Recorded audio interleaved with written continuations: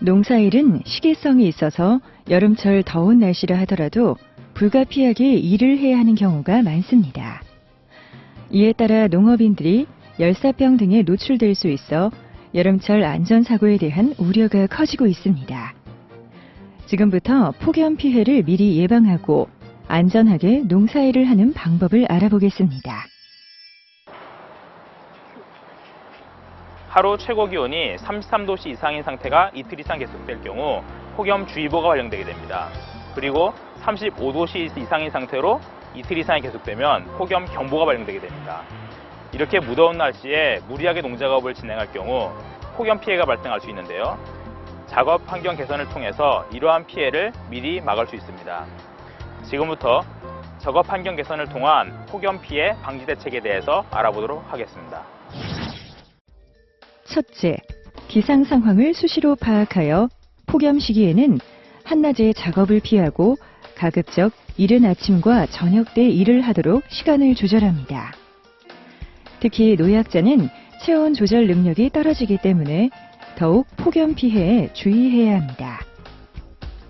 둘째, 농작업 시 챙이 큰 모자와 땀 흡수가 잘 되는 수건이나 수면에 긴 소매 옷을 입고 자외선 차단제를 발라 피부를 보호해야 합니다.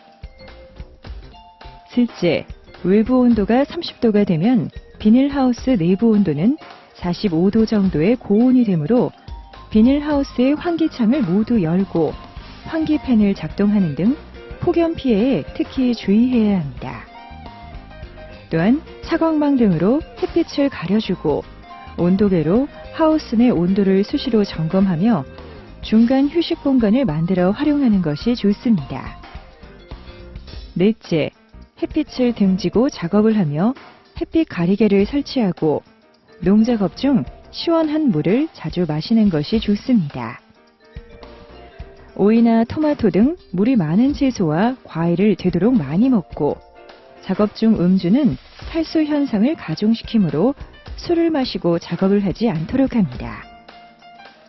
다섯째, 더위를 피하기 위한 냉각젤이나 얼음이 들어있는 냉각조끼는 열중증 예방에 효과적입니다.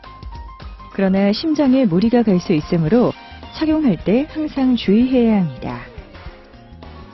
여섯째, 휴식할 때는 누워서 다리 올리기 등 가벼운 운동을 하고 휴식을 취한 다음에는 바로 더운 작업장으로 가지 말고 잠시 기다리면서 외부 열에 적응한 후 작업을 시작합니다. 일곱 번째, 혼자 일을 할 경우 폭염 피해가 발생했을 때에는 구조 요청이 어려우므로 가급적 두세 사람이 함께 일하도록 합니다.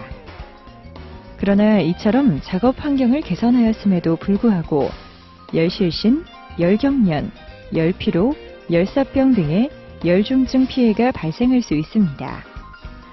지금부터 열중증 증상과 대책을 알아보겠습니다.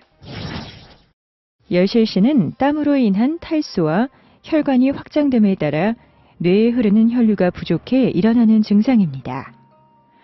체온은 정상이지만 땀이 나면서 의식을 잃게 됩니다. 열경련은 높은 온도에서 힘든 일을 할 때 너무 많은 땀을 흘려 전해질 불균형으로 생기는 증상입니다. 열피로는 땀이 나면서 수분이 부족해 탈수 증상이 나타날 때 일어납니다. 체온도 정상이고 땀도 정상적이지만 토할 것 같은 느낌과 어지러움, 두통, 경련, 식욕 부진, 현기증 등이 생깁니다. 열사병은 체온이 일정 수준 이상을 넘었을 때 일어나며 심하면 환자가 의식을 잃는 경우가 많습니다. 체온이 섭씨 40도 이상까지 오르지만 땀은 나지 않으며 빨리 치료하지 않으면 생명이 위험해집니다. 열사병은 체온 조절이 잘 안 되는 노인, 어린이, 만성질환자 등 노약자들에게 많이 발생하므로 특히 주의해야 합니다.